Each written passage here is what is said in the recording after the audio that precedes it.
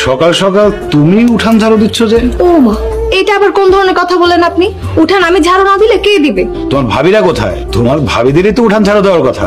আজকে যখন আমার ভাবিরা ঘুম থেকে উঠবে, আপনি ওনাদের কাছ থেকে একটা কথা জিজ্ঞেস করবেন যে সূর্য কোন দিক দিয়ে ওঠে। সূর্য পূব দিক থেকে ওঠে, এটা তো সবাই জানে। সবাই জানলেও আমার ভাবিরা কিন্তু জানতে পারবে না। ওনারা ঘুম থেকে উঠেই ঠিক 12টার সময়, আর সূর্য ওই সময় কোথায় থাকে? ঠিক মাথার উপরে। তো তারা জানেই না সূর্য আসলে কোন দিক দিয়ে ওঠে। ঘুরিয়ে পেঁচিয়ে কথা বলো কেন? সোজা করে কোনো কথা বলতে পারো না? আমার কথার কোনো প্যাঁচ পোচ কিছুই নেই। আমার মুখে যা আসে আমি কিন্তু সেটাই বলে ফেলি। এটা আবার আমি বেশিক্ষণ কথা রাখতে পারি না। আচ্ছা, আপনার এখন কি লাগবে বলেন তো? রাত্রে নিশ্চয়ই খাওয়া কম হয়ে গেছে, তাই না? আপনি একটু অপেক্ষা করেন, আমি উঠানটা ঝাড়ু দিয়ে আপনার নাস্তার ব্যবস্থা করতেছি। আমি কি তোমাকে একবারও বলেছি আমি নাস্তা করব? তুমি যে কাজটা করছিলে সেটাই মনোযোগ দিয়ে করো। আমি বরং একটু গ্রামটা ঘুরে দেখে আসি। নাস্তা করবেন না? না, নাস্তা করব না। আপনি যদি নাস্তা না করেন তাহলে আমার ভাইদের নাস্তাটা বেঁচে গেল। রিয়া, আইডিয়া, সকালবেলা সকালে একটা ঝাড়ু হাতে নিয়ে তুমি আমার বেডরুমে ঢুকছো কেন? আমার একদম ভুল হয়ে গেছে।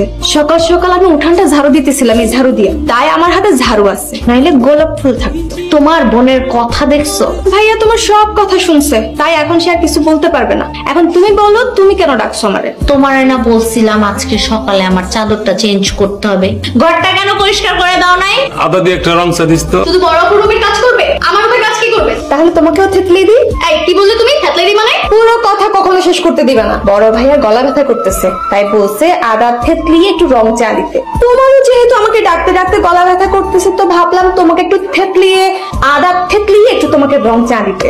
আমার না রং চা লাগবে না, ওইখানে শাড়ি রাখা আছে, ওইটা নিয়ে যে সুন্দর করে ধুয়ে তারপরে মার দিয়ে ছাদে লেড়ে দিবে, আর ওইখানে দাঁড়িয়ে থাকবে, দেখবে যেন কোনো কাক না আসে। আমার কাপ রং চা দিস।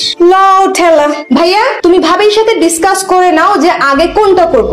আগে কি তোমার চা দিব নাকি ভাবির শাড়ির কাজ করব? কোথায় সে? আব্বা তুমি আসছো? ওই এতিমের বাচ্চাটা তো বাইরে গেছে। যাই হোক, আমি যখন আইসা পড়ছি এটার একটা সমাধান কইরেই যাব। জামাই বাবাজিরা, তোমাদের চাকরি বাকরি কেমন চলতেছে? ভালোই চলছে। বলছিলাম কি আব্বা, ওই স্যারকে বলে যদি আমাদের আরেকটু প্রমোশনের ব্যবস্থা করতেন। প্রমোশনটা যদি হয়।